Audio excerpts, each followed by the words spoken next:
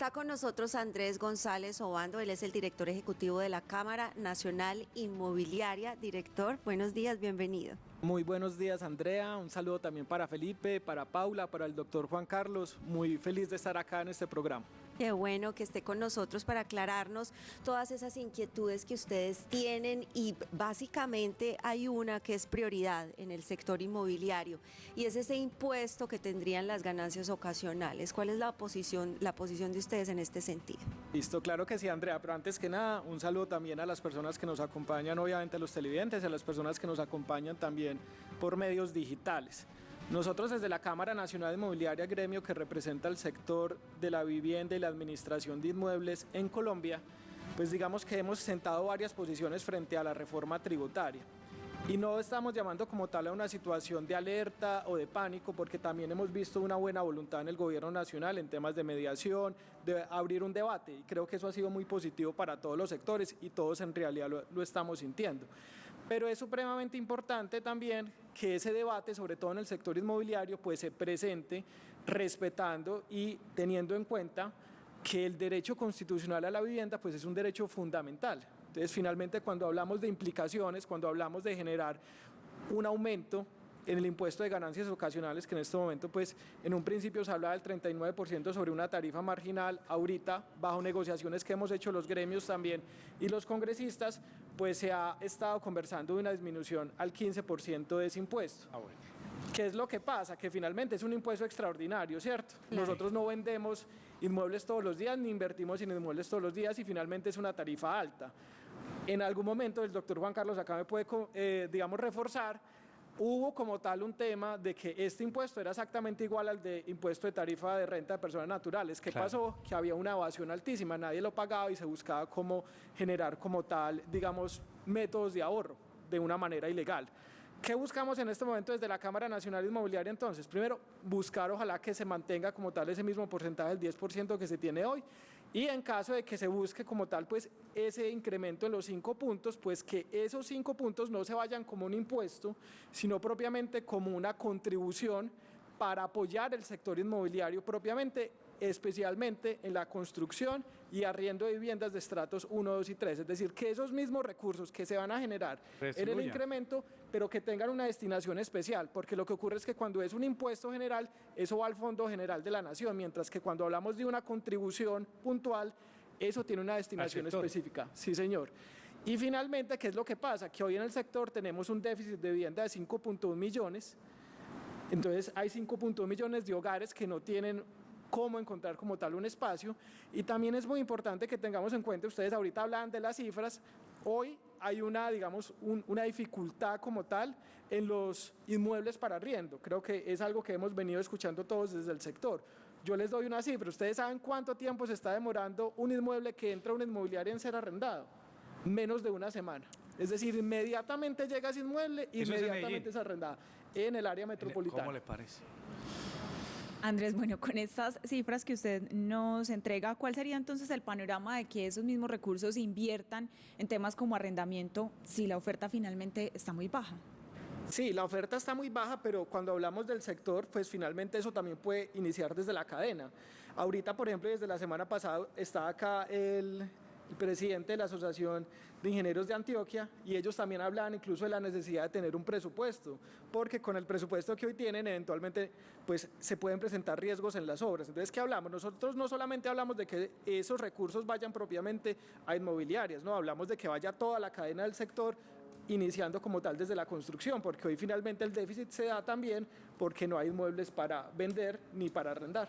O sea que es un buen negocio seguir metiéndose en un apartamento grande o pequeño y tenerlo en arriendo. Hoy es buen negocio, por supuesto, es un tema de inversión, es un tema finalmente de seguridad para poder hacer como tal esos negocios. Hoy sigue siendo un excelente negocio el tema inmobiliario. Felipe, arriende pues, que usted que tiene tantos apartamentos, es el negocio. Están todos ocupados ya, Juan. Todos ocupados.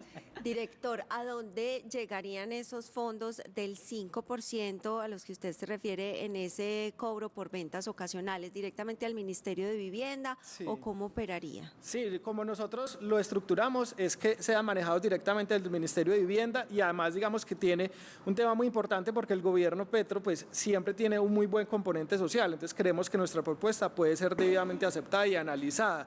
Y yo les quiero comentar algo, en el proyecto de reforma tributaria, como tal en los antecedentes, en los preámbulos, en el sustento de ese artículo, de ese proyecto de ley, se habla de más de 46 veces de la palabra hogar, hogar, hogar, pero en ningún lado se sabe cómo van a salir esos recursos para dar los hogares. Entonces, digamos que cuando hablamos como tal de ese derecho fundamental a la vivienda, pues es primordial. No podemos hablar de dar subsidios, de dar mercados, etcétera, si las personas no tienen dónde vivir. Eso es, digamos, algo fundamental y donde el gobierno nacional pues debe orientar también su visión. Director, un asunto final. En este contexto de la inflación, la renta, el arriendo de propiedades, ¿qué tanto ha pesado y cómo están los valores hoy respecto, por ejemplo, al año anterior? Sí, muchas gracias, Felipe, por esa pregunta. Y es que el contexto hoy del sector inmobiliario, pues básicamente nos implica que con este aumento de las reformas tributarias, con el tema de que podemos aumentar de pronto, generar impuesto a las pensiones, que las personas que vengan más de 10 millones de pesos, pues también sean eventualmente más gravadas, con el incremento como tal del impuesto de ganancias ocasionales, pues eso ¿qué va a generar? Eso va a generar que los inmuebles incrementen, ¿cierto?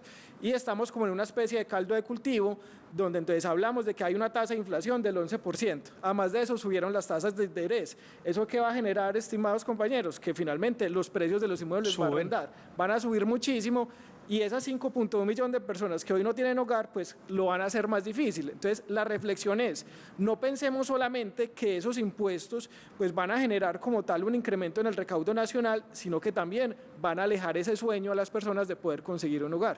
¿Cuáles son las zonas hoy, tal vez del país, más solicitadas para compra o renta de inmuebles? No, pues sin duda Cartagena, Bogotá, Medellín, en el área metropolitana, en una encuesta que nosotros hicimos desde la Cámara Nacional Inmobiliaria, la zona donde definitivamente hay menos inmuebles es toda la zona de Laureles, el Estadio, La Floresta, San Germán, allí pues prácticamente donde se tenía inmuebles de que anteriormente podían tener un canon de 1.500.000, 2 millones, hoy pueden estar valiendo casi 3 millones, 3 millones y medio. Y yo quiero hacer también un mensaje, digamos como tal a este tema, y es que lo hablábamos en la semana pasada, lo hablaban ustedes con el presidente Lasay, y es que es hablar de ética, pero también de formalidad. Hoy el sector inmobiliario más que nunca necesita temas de formalidad. Yo les quiero hacer una reflexión. Ustedes en el banco pueden tener unos dineros, digamos, como tal ahorrados, o en sus cuentas, etcétera, un empresario también.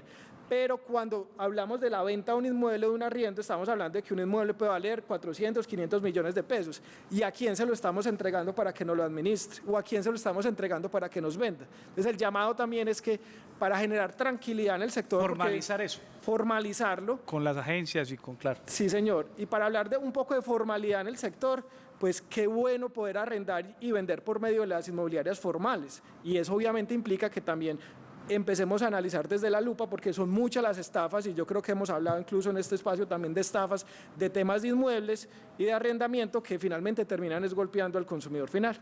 Dos preguntas, le dije que la última y todavía me faltaba, y eso que prometí que no iba a preguntar en esta entrevista. En ese contexto de los valores, de los incrementos, los fenómenos Río Negro y Bello, ¿usted cómo los ve? No, y no solamente es Río Negro y Bello, sino que acá en el área metropolitana también hay. Es muy importante, Felipe, que lo que pasa es que hoy tenemos como tal unos entes de control, que son las secretarías de gobierno, que vigilan como tal las leyes inmobiliarias, pero esos entes de control no están dando abasto. Entonces, se están dando terminaciones, y esto también es un poco para que le pongamos cuidado bajo la lupa, se están dando terminaciones de contratos para luego arrendar esos mismos inmuebles con un valor mucho más alto y por fuera de los límites de la ley. Entonces, es importante hablar de temas de formalización en el sector inmobiliario también.